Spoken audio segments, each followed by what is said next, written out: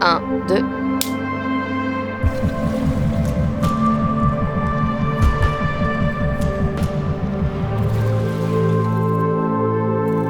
J'ai commencé un peu par hasard. J'avais 12 ans. Il y a une directrice de casting qui est venue voir mon père parce qu'il cherchait des enfants pour un casting. Et dans la foulée, il y a un agent qui m'a repérée. Et c'est comme ça que j'ai commencé à passer des castings. Et ensuite, dans la foulée, j'ai commencé à faire du théâtre. Mon premier projet, c'était une série qui s'appelait Par en mode d'emploi, qui passait sur France 2. Et j'ai commencé, du coup, j'avais 12 ans et j'ai terminé, j'en avais 17. Donc j'ai vraiment grandi avec la série, quoi. C'est un long métrage qui s'appelle Pour l'honneur, donc de Philippe Guillard, qui est un film sur le rugby. Et c'est l'histoire donc, de demandeurs d'asile qui arrivent dans un village à côté de Brive-la-Gaillarde. Et leur intégration du coup, dans le village, etc., va se faire par le rugby, donc les valeurs du sport, etc. Celui dans Scam France, je me suis documentée parce que donc, le personnage vit un déni de grossesse. Donc ça a été pour moi de me renseigner sur ce que c'était un déni de grossesse. Et vraiment, j'ai pas pu rencontrer de femmes qui l'avaient vécu parce que c'est encore un sujet hyper tabou et on n'en parle pas beaucoup. Donc c'était vraiment moi de me renseigner au maximum sur ce que je pouvais trouver sur Internet, des livres, des vidéos, des reportages. Et j'essaye de faire ça pour un peu tous les rôles que j'appréhende quand il y a un peu de prépa. C'est de savoir de quoi parle le film et de pouvoir me documenter au maximum sur le sujet, quoi.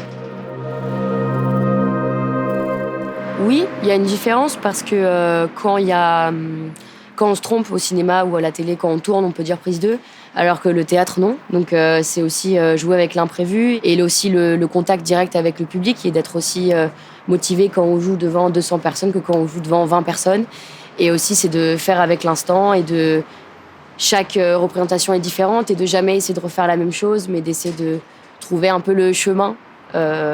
Et voilà, donc c'est vraiment travailler en amont et après se faire confiance et oublier tout ce qu'on s'est dit pendant des mois, pendant les répètes et se faire confiance le jour de la représentation, quoi. Bah, je dirais que c'est la série Scam France, parce que c'est la première fois que j'avais un premier rôle dans une série où j'étais là tous les jours, de toutes les séquences. Aussi de défendre un sujet dont on parle peu, donc le déni de grossesse, j'ai trouvé ça hyper intéressant.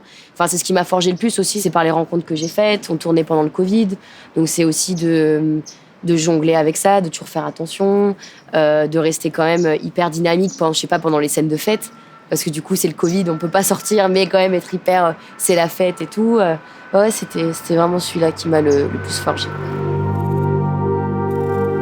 Moi, j'ai eu beaucoup de chance parce que pendant le premier confinement, j'avais un film directement après le premier confinement et après Scam France qui s'enchaînait.